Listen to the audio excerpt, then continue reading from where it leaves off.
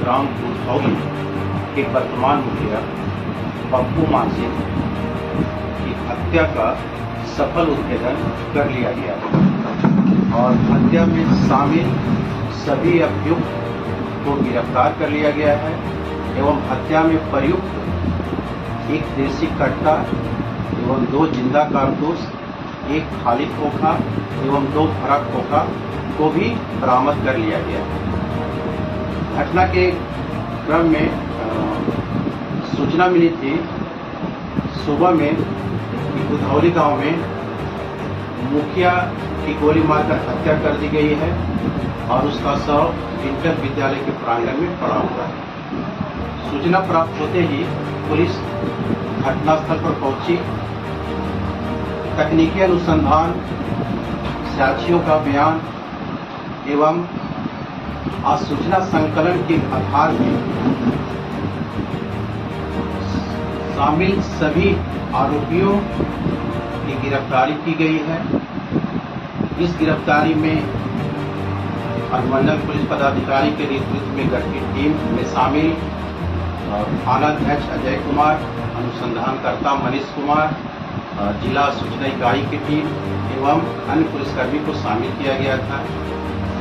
घटना का क्रम ये है कि वर्ष 2019 से पप्पू मांझी मुखिया का चुनाव जीते थे, जिसे जितवाने में अमरिंदर कुमार एवं मनीष सिंह का अहम रोल था। चुनाव के बाद उप मुखिया पद पे छोटू पांडे का चयन किया गया था।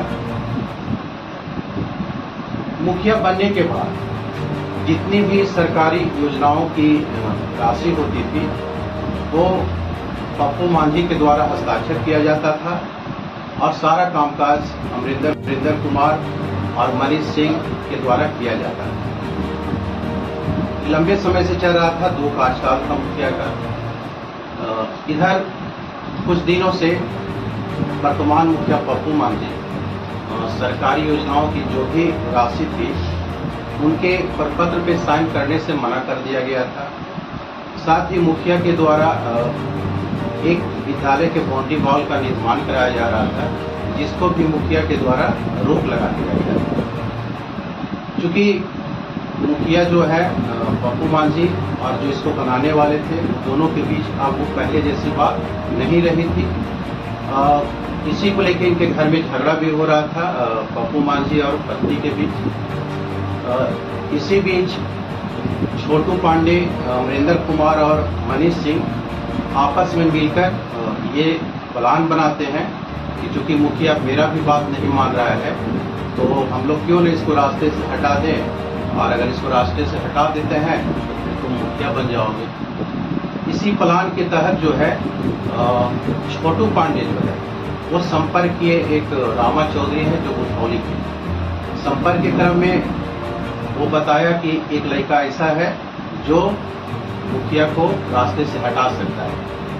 उसने उसका नाम निखिल कुमार, जो वरिया बिघा मंगल चौक के पास घर है उसका, वो संपर्क करवाया छोटू पांडे से। छोटू पांडे ने निखिल कुमार को 2.5 लाख रुपये में सौदा तय किया कि तुम मुखिया की हत्या कर दोगे तो हम तुम्हें 2.5 लाख रुपया देंगे। घटना से पहले उसको 10,000 रुपया पेड कर चुका था। हथियार छोटू पांडे के द्वारा निखिल कुमार को उपलब्ध कराया गया। घटना के दिन छोटू पांडे, निखिल कुमार और रामा चौधरी तीनों एक साथ बैठकर गांजा पी रहे थे। गांजा पीने के बाद लगभग 11-12 बजे के आसपास छोटू पांडे अपने घर चले जाते हैं और इन दोनों को निर्देश देते हैं कि अभी जाइए, मुखिया जी के द्वारा उनको बुलाया गया है। तो जैसा कि हम लोग अनुसंधान के क्रम में पाए कि मनीष सिंह जो है वो मुखिया को फोन पे कॉल करके बुलाया और मनीष सिंह के द्वारा बताया गया कि हम अमरिंदर जी के कहने पर उनको बुलाएं।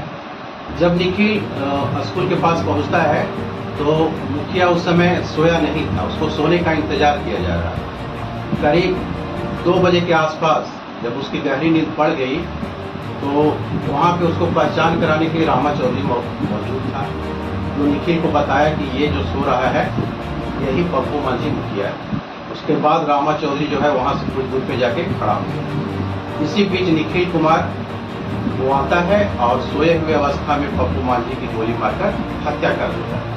हत्या करने के बाद वहां से वो भागकर आहर की ओर से जाते हुए वो मेन रोड पकड़ के अपने घर कोरिया बिना चला जाता है। रामा चौधरी भी अपने घर आ जाता है, उसी दिन वो वहां से भाग जाता है। छोटू पांडे को जब ये बात पता चलती है तो सुबह में फिर मुलाकात होता है निखिल कुमार से और वो बताता है कि तुम काम कर दिए हो, अब तुम यहाँ से निकल जाओ, नहीं तो पुलिस तुमको पकड़ लेगी और जो हथियार है वो छुपा दो।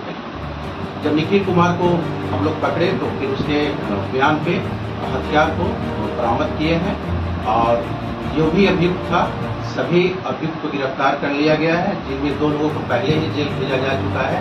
शेष 2 अभियुक्त को अभी जेल भेजा जा रहा है, 3 अभियुक्त को जेल भेजा जा रहा है और जो महत्वपूर्ण बिंदु है उस पर हम लोग जांच कर रहे हैं, अग्रेतर कार्रवाई की जा रही है।